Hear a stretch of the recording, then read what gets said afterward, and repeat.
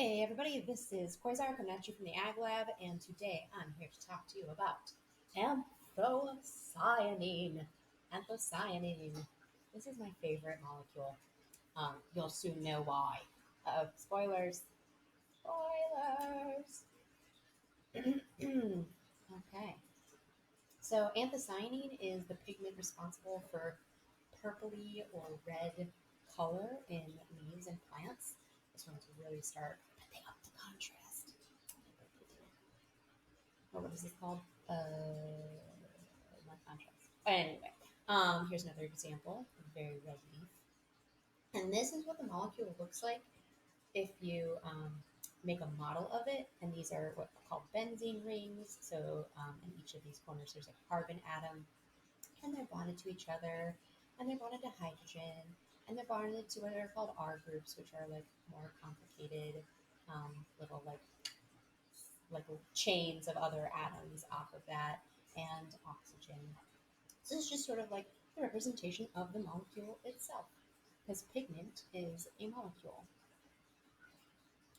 And there are a bunch of different kinds of pigment molecules. There's chlorophyll, anthocyanin that we're talking about today, xanthophyll that makes like a yellow color, and keratin, which maybe you have heard of before, it makes orangey colors. And all of them do help in photosynthesis. So it just turns out that chlorophyll is our most efficient pigment molecule at harvesting energies from, sorry about that, the short wavelengths or like the purpley blue spectrum of visible light, and then also good at absorbing the bigger wavelengths over on the infrared or red side, the 700-ish ultraviolet, but just red visible light. And the carotenoids are also shown here. They only do hi. Okay, so you can actually extract the pigment from plants um, and then see what pigments that plant has and in what ratios. And so this was an extraction of pigments in a spinach leaf, and there's actually like a dark green, sorry, yellow green chlorophyll, dark green chlorophyll, a yellow xanthophyll layer, and then all the way at the top there is an orange keratin. This is called chromatography, or paper chromatography. We were gonna maybe do that lab, but then I wasn't sure if that I could get everybody solvent or that you might have a solvent like acetone in your house. But you could try that. It's really cool. The spinach leaf works the best. You could do it with all kinds of leaves and compare their chromatography for their different kinds of pigments. Um, so anthocyanin, the red pigment, will actually change its molecular shape depending on if it's in an acid or if it's in a base or if it's in a neutral solution. So neutral solution, this is its form. You can see that in an acid. We've got some rearranging of some of these atoms here, like an OH group right there, and chlorine that got switched around. And then in a base form, there's like notice that OH group is now just O. So it changes shape, and when it changes shape, it changes the way that it reflects light. So when we see colors, it's because a pigment is absorbing like all of the visible light spectrum except for the color that it reflects back. And so if in its neutral form, anthocyanin is reflecting back a bluish color to our eyes. It's not absorbing that bluish color. In its acidic form, it's reflecting back a reddish or pink. In its basic form, it's reflecting back like a greenish or a brown, which I think is really cool.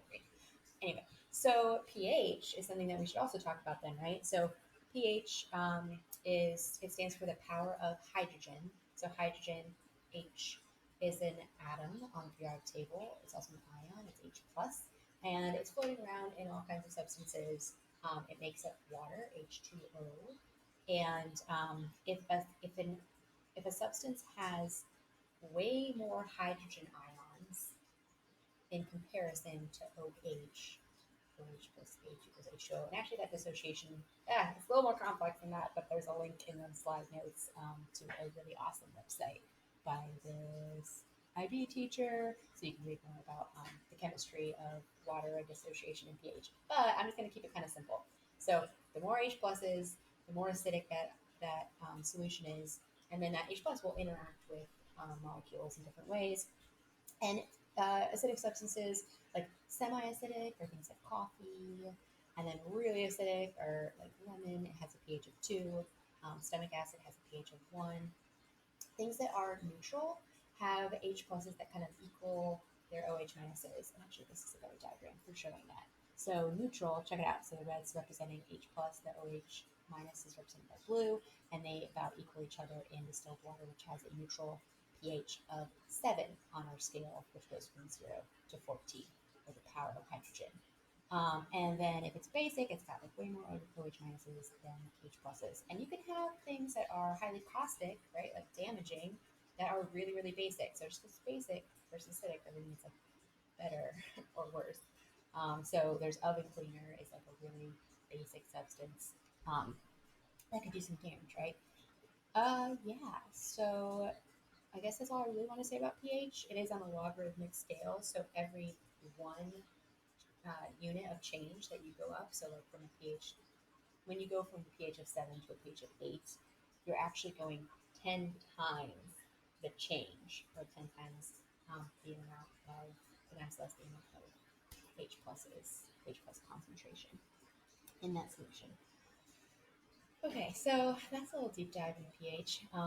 Feel free to check it out further there. And so, right, so that's what this means when we have the H pluses or the OH minuses changing the form of the anthocyanin molecule. And there's this sort of range of these molecules, and each of them has a different name. Like cyanidin is the molecule when it's in a slightly acidic substance. And then it actually will, if you, yeah, I'm going to get that part. So, oh, no, I don't want to talk about that. If you make cabbage juice from a red cabbage has tons of anthocyanin in it. And if you boil it up and you get a juice, you can actually use that as a pH indicator, right? So you can put the red cabbage juice into an acidic substance and it turns pinky or even red if it's super acidic. And if you put it into a basic substance, it turns a little bit more blue and then green and then eventually like really green and eventually brown. So you can actually make a whole rainbow of different forms of anthocyanin depending on pH. And that's really all I want to talk about here. And really, this is definitely my favorite molecule of all time and program.